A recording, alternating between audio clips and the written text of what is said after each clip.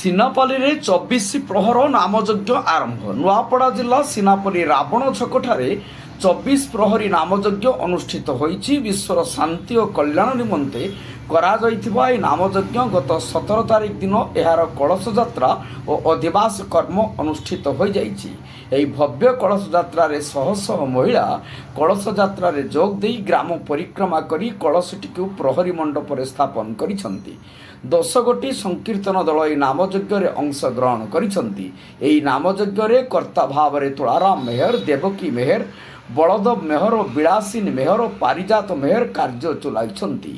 ମୁଖ୍ୟ ପୂଜକ ଭାବରେ ଧବଳେଶ୍ୱର ପୁରୋହିତ, ତାଙ୍କ ସହଯୋଗୀ ଧର୍ମେନ୍ଦ୍ର ପତି, ମୁକେଶ କୁମାର ପଣ୍ଡା, ଜନ୍ମଜୟ ପଣ୍ଡା, ସୁଧୀର କୁମାର ବାଜପେୟୀ କାର୍ଯ୍ୟନିର୍ବାହ କରିଛନ୍ତି। ନାମଯଜ୍ଞ ହୋଇଥିବାରୁ ଲୋକମାନଙ୍କର ପ୍ରବଳ ଉତ୍ସାହ ଦେଖିବାକୁ ମିଳିଥିଲା। ନାମଯଜ୍ଞ କମିଟିର ସଭାପତି ଭାବରେ ମନୋରଞ୍ଜନ ମେହେର, ସମ୍ପାଦକ ସଞ୍ଜୀବ ମେହେର, ସମ୍ପାଦକ ବାଦଲ ମେହେର, କୋଷାଧ୍ୟକ୍ଷ ଦୁଷ୍ମନ୍ତ ମେହେର ସମେତ ଗୋବିନ୍ଦ ମେହେର, ଜିତେନ୍ଦ୍ର ମେହେର, ବାସୁଦେବ ମେହେର ପ୍ରମୁଖ ଓ ଗ୍ରାମବାସୀ ଉପସ୍ଥିତ ରହି ଯଜ୍ଞ ପରିଚାଳନାରେ ସହଯୋଗ କରିଛନ୍ତି। ନୂଆପଡ଼ା ଜିଲ୍ଲାରୁ ପରମେଶ୍ୱର ମେହେରଙ୍କ ରିପୋର୍ଟ, ଜନତା ଏକ୍ସପ୍ରେସ୍।